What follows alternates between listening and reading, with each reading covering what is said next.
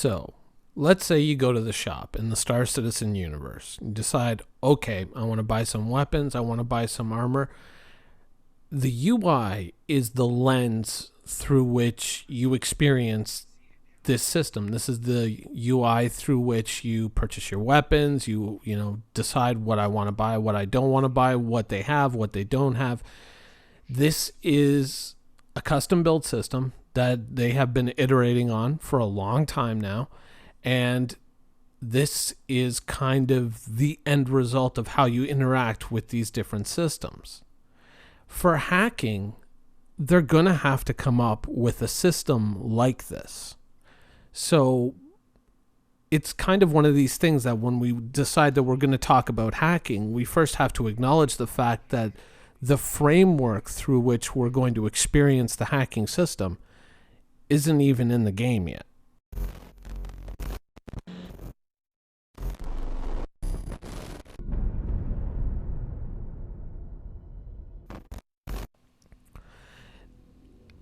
The user interface is kind of what allows you to do what you need to do, right? And that is one very big and important part of the Star Citizen universe. I think that some people don't like the way the shops work, the way the info panels work. I actually kind of dig them. They've got that kind of retro 80s computer game style to them with the little sound effects. I dig it. I really do. I think that even though I know, there are people out there who don't like it, I really, as, a gamer from that era, I really love this. And I think that it's great. It's not the most handy system. It's not the most, streamlined modern system like we have now. But I think in a way, thematically, it touches back on a lot of cool things from yesteryear, and not in such a way that it's obstructive or something that really kind of hampers gameplay to any great degree. It's kind of a common topic on this channel when we're talking about other things, but we'll leave that for other videos. The thing with hacking is that there is no UI, right? We know some of the basic facts. We know that there are going to be certain hacks that you can do from a distance that are going to be kind of like low-level things. Then we know that there are other hacks, the more destructive hacks or the more intrusive hacks, which are going to require you to be on site. Now, this was all described to us several years ago in an article involving hacking, electronic warfare, and all of that, and has since kind of been, I guess, set aside to a large degree, though the current system does seem to follow those rules. I mean, to go in to change your crime stat and whatnot, you do have to go and you have to be on site right now. To do like shutting down the satellite, you have to be on site. So it's going to be very interesting to see how this system fleshes out. And there's a lot of really great ideas, but one thing that CIG is going to need before we get to really experiment with any of that stuff is, how do we interact with that world? What is the UI going to look like? Now, for a long time, we've gotten little, offhand comments here and there about, UI rework, and we're thinking about doing a big UI rework, but none of that has really borne fruit, right? We're still more or less using the same basic user interface that we have had since forever. But hacking could just be like the shops. Hacking could be entirely its own thing. It could function through an entirely different user interface. I mean, we could end up playing the equivalent, they could make hacking the equivalent of, sort of like the hacking mini games, almost like a bit of a Pac-Man or something in GTA 5, which really I don't think would be all that fulfilling. It'd be interesting, but I don't think it would be that fulfilling. I think that hacking at least deserves the same amount of attention that the basic shop windows get. So I think that we're going to get a much more sophisticated system than that. But I'm hoping at the very least that the low watermark, the low bar that CIG, if they are setting a low bar, I'm not saying that that's all that they can do, but if I hope that their low aiming point is at least sort of like the hacking model from Deus Ex.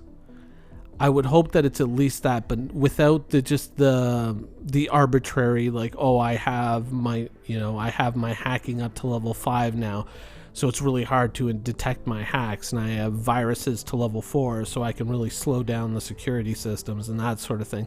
I hope it goes beyond that, but I like the basic way that system is organized visually. I think that it was very, very well done. But when we're looking at the visual presentation of that system, I think that's great. But the idea of push button hacking is something that I really don't like. I think that it should be a system that involves a certain amount of skill. It involves a certain amount of practice. It involves a certain amount of knowledge and the willingness to look at what other people are doing and then adapt that to what you're doing and find new ways of doing things. I am a big fan in video games of systems that allow for, let's say, two, equally geared players to have a vast difference in terms of output, whether it be damage or profits or whatever, based simply on knowledge and skill. I'm a big fan of those systems. Some people call that elitism, but I always look at it as, you can look at what other people are doing and then you can kind of say, oh, I should adapt that to what I'm doing. I always like the fact that, when some people complain about like, oh, well, that person's just an elitist. And I go, no. Because oftentimes they're showing you how they're doing it. And it's a skill that you just have to learn. It's not something that you can just go, okay, here, I have a key, I can hack satellites now. I'm not really a big fan of just push button mechanics. I'm more of a fan of a system that's deep and requires, a certain amount of attention and a certain amount of, skill and time put into it. I think that's where you get the best gameplay out of video games, is when you can learn to do something in a video game so well that people recognize that skill. Because there's the personal ego boost of people saying, wow, you're really good at that thing, but there's also it gives you your place in that game world. You know what I mean? It makes you known for that thing. And in a lot of video games today, it often there's this weird approach that a lot of game developers take these days, and it's really so sad and it's so tragic, where it's like, let's just make everything really easy and available to everyone. There's the obvious example, and I disagree with that wholeheartedly. I think that a player who devotes themselves to a certain skill or a profession within a video game should have a certain, should have to develop a certain skill set that sets them apart from, the random other players. Like, I don't think that the combat system in Star Citizen, whether you're talking about ships or ground combat, should be overly simplified and made, quote unquote user friendly. I think that it should be a system that differentiates skill, even when using the exact same equipment, so that a player who sits there and says, I'm going to be the best Super Hornet pilot in the universe and I'm going to spend hours and hours and hours figuring it out, is going to end up being a damn good Super Hornet pilot. Much better than someone who just went out, bought a Super Hornet and said, okay, I'm going to pawn everybody, and then tragically, no. That's not the case. And I'm a big fan of those systems because, some people say, oh, well, you just want to be an elitist. Not really. Because for me, it's kind of like when you see someone doing that thing, you now have kind of a roadmap to get there and you have something to shoot for. It shows you what is possible and how far you can take things. I'm a big fan of that. And so I hope that hacking is going to end up being truly a profession, not just like a key fob that you drop into a computer and go like, boom, I'm a hacker. I think that it should be something that's, when someone says, oh, We need to go get a hacker that, because of how good you are at it, that they come and find you. Now, does that mean that the kind of, key hacking system is dead to me? No, I mean, it depends on what you have to do on the back end to get those keys. There was a viewer on my channel who made a comment in the original hacking video who talked about the fact that what if, I guess you could use a herald to manufacture those keys so that other players could just use them. In that instance, if you're able to do something like that, then that is actually a kind of a brilliant system. That would be a brilliant idea and a brilliant system, because it gives the hacker a little bit of deniability as long as they cover up their digital footprint. And it also gives them something that they can retail sell out to any other player. They don't have to go off and do something with the other player, but if a player approaches them and says, listen, I need a really good hack, so I need to get in there real quick and lower my crime stat rating, it's like, well, I can make you a key, but it's going to be very, very pricey. How much time do you have?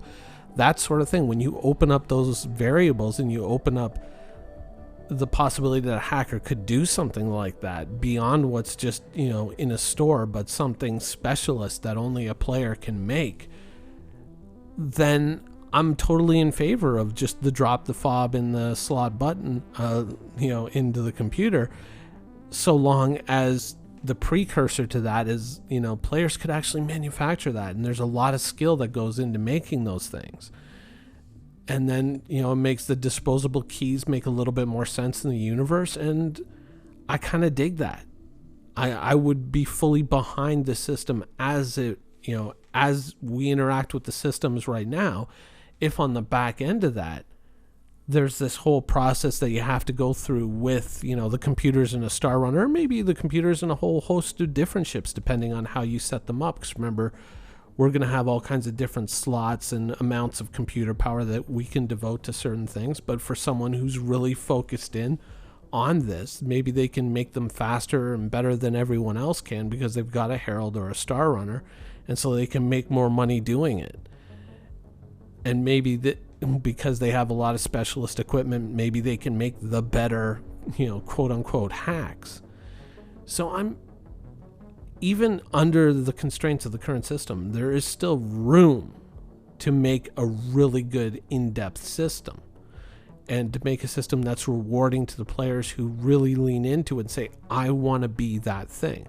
Just like being a miner or being a salvager should require a certain amount of personal knowledge that is developed over time, and that experience allows you to draw out ever better and better rewards from those professions. And it should be something that other players go like, oh no, who's a really good miner, who's a really good salvager, it's this person, it's that person.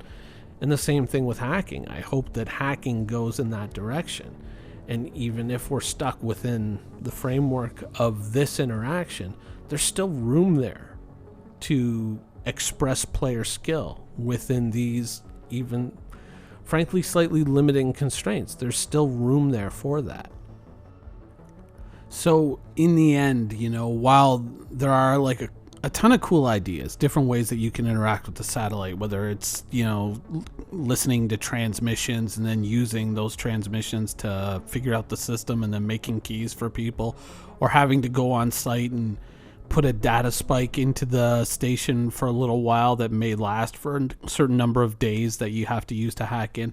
I hope that ultimately, whatever system that they go with, there is a place to express player skill and to allow players who devote themselves to it to differentiate themselves from people who maybe approach it in a much more casual way, to make themselves stand out in a way that makes their services desirable to others, as it should be with most professions, in my opinion.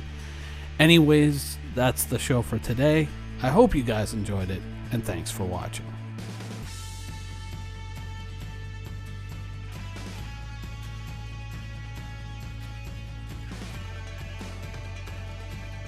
Thank you for watching. So if you want to keep up with the latest and greatest in Star Citizen and Squadron 42's development, please follow us on our social media channels. See you soon.